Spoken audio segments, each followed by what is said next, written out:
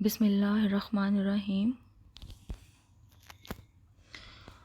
السلام علیکم second year students, آج ہم اردو کے 5ویں سبق کا آغاز کرتے ہیں، جس کا عنوان یا نام ہے اکبری کی حماقتیں۔ حماقتیں حماقت کی جمع ہے، جس کا مطلب ہے بے وقوفی، نادانی، کم عقلی۔ سیکنڈ ایئر اس سبق کو میں 2 لیکچرز میں مکمل کروں گی۔ آج ہم مصنف اور سبق کا تعارف پڑھتے ہیں۔ اسٹوڈنٹس، اس سبق کے مصنف کا نام مولوی نذیر احمد، ڈپٹی نذیر احمد یا نذیر احمد دہلوی ہے، یعنی ان کو تینوں ناموں سے پکارا جاتا ہے۔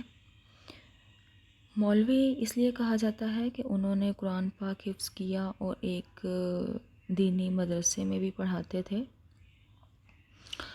ڈپٹی اس لیے کہلائے کہ وہ ڈپٹی کلیکٹر کے عہدے پر فائز رہے، اور پھر دلی میں پیدا ہوئے، دلی کالج میں تعلیم حاصل کی۔ لیکن دہلوی خاص کر اس لیے کہلائے کہ وہ خاص دلی کے محاورات کا بہت استعمال کرتے تھے۔ ان کے پوتے شاہد احمد دہلوی تھے، وہ بھی ادبی دنیا سے تعلق رکھتے ہیں۔ انہوں نے بھی اپنے دادا کے متعلق یہ کہا کہ آپ اپنی تحریر میں محاورات کے روڑے نہیں بلکہ پہاڑ کھڑے کر دیتے ہیں، اور اسی بنا پر وہ دہلوی بھی کہلائے۔ اسٹوڈنٹس، اب پیدائش اور وفات کا ذکر کرتے ہیں۔ تو مولوی نذیر احمد ضلع بجنور میں ایک گاؤں ریڑھ تھا، یعنی ضلع بجنور کے ایک ریڑھ نامی گاؤں میں 1836 میں پیدا ہوئے اور دلی میں 1912 میں وفات پائی۔ آخری عمر میں ڈپٹی نذیر احمد پر فالج کا حملہ ہوا تھا، اور وہ اسی بیماری کی وجہ سے اپنے خالق حقیقی سے جا ملے۔ جہاں تک مولوی نذیر احمد کی تعلیمی سرگرمیوں کا تعلق ہے، تو انہوں نے اپنی ابتدائی تعلیم اپنے والد مولوی سعادت علی سے اور پھر مولوی نصر اللہ سے حاصل کی۔ پھر 14 سال کی عمر میں وہ دلی آ گئے اور یہاں اورنگ آباد مسجد کے ایک مدرسے میں داخل ہو گئے، اور اس مسجد میں مولوی خالق سے تعلیم حاصل کرتے رہے، یعنی مولوی خالق جو ہیں وہ ان کے استاد تھے۔ اور اس کے بعد انہوں نے دلی کالج میں داخلہ لیا اور وہاں عربی، فارسی اور ریاضی کی تعلیم مکمل کی۔ مولوی نذیر احمد نے سب سے بڑی سعادت یہ حاصل کی کہ انہوں نے قرآن پاک حفظ کیا، اور ساتھ ہی ساتھ انہوں نے اسی دوران انگریزی میں بھی اپنی قابلیت بڑھائی۔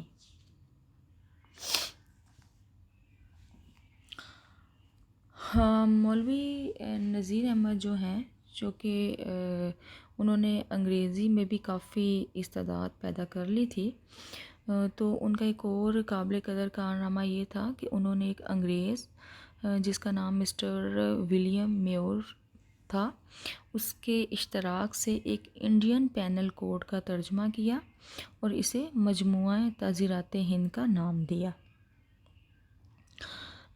اس مجموعہ میں انہوں نے فوجداری نظام کو موضوع بنایا۔ یہ مجموعہ سرکاری حلقوں میں بہت مقبول ہوا اور آج تک استعمال ہوتا ہے۔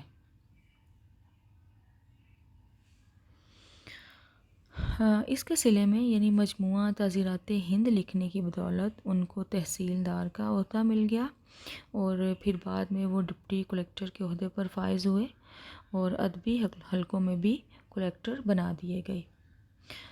پھر جب ریاست حیدرآباد دکن نے ان کی شہرت سنی، تو ان کی خدمات ریاست حیدرآباد میں انہوں نے منتقل کروا لی، اور تب ان کو 800 روپے ماہوار پر افسر بندوبست مقرر کر لیا گیا۔ ہاں، مگر سیکنڈ ایئر جو ڈپٹی نذیر احمد ہیں یا نذیر احمد دہلوی ہیں، ان کی شہرت کا اصل سبب ان کے ناول ہیں، جن میں سے پہلا ناول مرات العروس ہے جو کہ 1869 میں شائع ہوا، اور ڈپٹی نذیر احمد کو اردو کا پہلا ناول نگار بھی تسلیم کیا جاتا ہے، اور مرات العروس کو اردو ادب کا پہلا ناول مانا جاتا ہے۔ یعنی اگر آپ سے کوئی یہ پوچھے کہ اردو کا پہلا ناول نگار کون ہے، تو آپ کو پتہ ہونا چاہیے کہ مولوی نذیر احمد یا ڈپٹی نذیر احمد دہلوی، اور اردو ادب کا پہلا ناول ہے مرات العروس۔ اور یہ کتاب جو مرات العروس ہے، یعنی جو ناولوں کا مجموعہ ہے، یہ لڑکیوں کے نصاب میں بھی جمع کروائی گئی، اور اس سلسلے میں مولوی نذیر احمد جو ہے ان کو بہت زیادہ انعام و کرام سے بھی نوازا گیا۔ اس ناول میں مولوی نذیر احمد نے لڑکیوں کی شادی کے بعد پیش آنے والے مسائل اور ان کی اصلاح کے جو طریقے ہیں وہ بتائے ہیں۔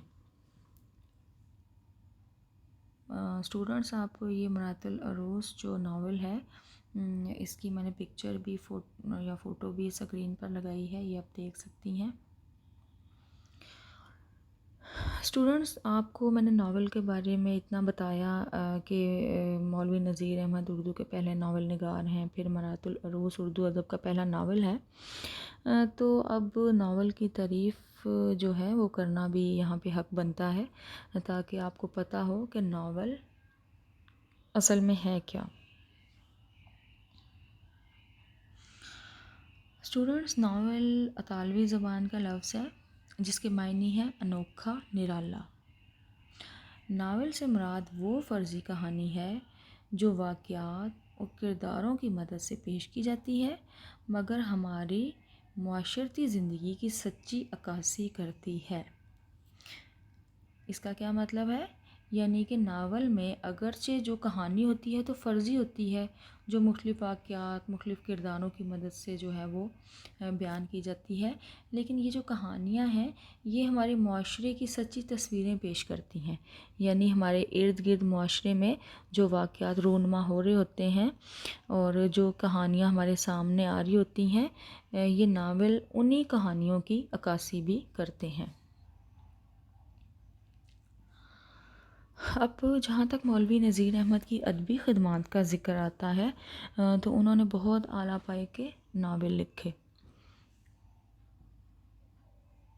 اسٹوڈنٹس، یہاں اسکرین پر میں نے ان چند مشہور کتابوں کی تصویریں لگائی ہیں، ان میں ابن الوقت، توبۃ النصوح، فسانہ مبتلا، بنات النعش، رؤیائے صادقہ اور ایامی جیسی قابل ذکر جو کتابیں ہیں، ان کی تصویریں آپ دیکھ سکتی ہیں، اور یہ تمام تصانیف یا ناول مولوی نذیر احمد دہلوی کے ہیں۔ مولوی نذیر احمد نے ایک نہایت اہم کارنامہ سر انجام دیا، وہ یہ کہ انہوں نے قرآن پاک کا ترجمہ بھی لکھا، اور اس ترجمے کو وہ اپنے لیے توشہ آخرت سمجھتے تھے۔ توشہ آخرت کہتے ہیں نیک اعمال، وہ نیک اعمال جو آخرت میں کام آئیں گے، اور ان کا یہ جو ترجمہ ہے یہ بہت ہی شستہ اور بامحاورہ ہے، یعنی شستہ کا مطلب یہ ہے کہ بہت سلیس ہے، بہت رواں ہے، بہت پاک صاف ہے، اور ایسے ترجمے کی مثال جو ہے وہ پہلے نہیں ملتی۔ اسٹوڈنٹس، میں آپ کے جنرل نالج میں اضافے کے لیے ایک بات بتانا چاہوں گی کہ مولوی نذیر احمد سے پہلے شاہ ولی اللہ اور ان کے دو صاحبزادے تھے جن کے نام شاہ رفیع الدین اور شاہ عبد القادر تھے۔ انہوں نے بھی اگرچہ قرآن پاک کے اردو ترجمے کیے، لیکن وہ لفظی ترجمے تھے، لیکن مولوی صاحب یعنی مولوی نذیر احمد نے بامحاورہ اور تشریحی مواد کے ساتھ قرآن پاک کا اردو ترجمہ کیا۔